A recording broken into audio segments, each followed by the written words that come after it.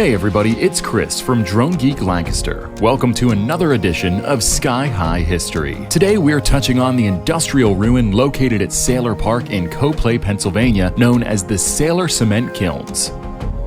The kilns are an iconic feature of the area, representative of the history of Coplay and the Lehigh Valley. Their national significance is recognized by being listed on the National Register of Historic Places. When the kilns were used in making Portland cement, they were housed in a building with only the tops exposed as they towered nearly 40 feet above the building's roof. These are the world's only remaining continuous firing vertical cement kilns, and they were the last major innovation in vertical kiln technology when they were constructed in 1892.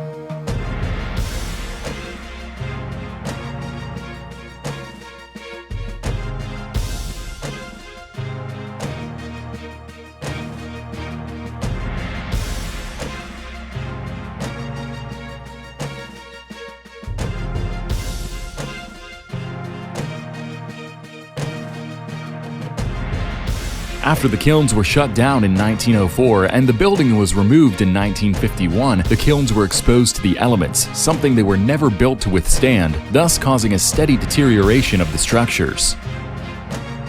Construction funding to preserve the kilns and slow their deterioration is being supported in part by a Save America's Treasures grant administered by the National Park Service Department of the Interior and the County of Lehigh.